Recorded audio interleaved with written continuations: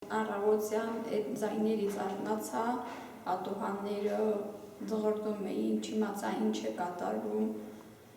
Հետո իջա ներքև, գնացի բակ, հարևաններին հարցրի, թե ինչ է կատարվում։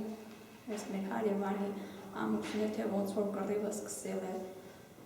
Բոլորս վախեցած չգիտեինք ինչ անենք։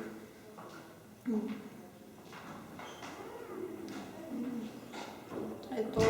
մի օր մնացի գյուղում, տեսանք, որ բոլորը արդեն գյուղերից դուրս են գալիս, մենք էլ ստիպված դուրս եկանք, բայց չէինք ուզում, որ դուրս գանք։ Սեպտեմբերի 28-ից դուրս եկանք գյուղից,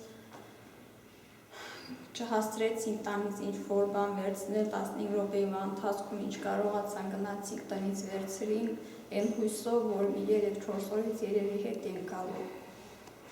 Ամեն օր սպասում ենք, որ հետ են գնալու, բայց հույս չկա։ Թաղավարտ գյուղի բնակիչ ենք, ապրում ենք Կարմիր շուկայում, ամուսինս մի եղբայր ունի, ինքը մնում էր հայրական տանը, ամուսնուս եղբայրը, մենք էլ տեղափոխվեցինք Կարմիր շուկա, ուրիշի տան էինք ապրում, 6 տարի է այնտեղ ենք ապրում, այս տարի պետք է այդ տունը գնեինք, որպեսզի այնտեղ մնայինք, բնակվեինք։ Հիմա որ այսպես եղավ, չգիտենք ինչ կլինի։ Այստեղ եկել եմ իմ 3 երեխաներիս հետ, ամուսինս կամավորական, հենց սեպտեմբերի 28-ից գնացել էր սահման, պաշտպանում են մեր հայրենիքը։ Այնտեղ մի 20-20 քանի օր մնացել է, հետո եկել են գյուղն են պաշտպանում, քանի որ մեր գյուղում կան ահագին դիվերսիոն խմբեր։ Ես ավարտել եմ Արցախի պետական համալսարանի մաթեմատիկայի բաժինը, չեմ աշխատում, ամուսինս էլ չի աշխատում, զբաղվում էր անասնապահությամբ։ Այս կռվի պատճառով այդ դիվերսիոն խմբերը, որ ներթափանցեցին մեր գյուղ, հենց մեր տան մոտ էր այդ կռիվը գնում, սահմանասուները սատկել են էլի բոլորը։ Հիմա զբաղում չկա, որպեսզի գնանք զբաղվենք, բայց ես շատ եմ ուզում, որ գնամ այդ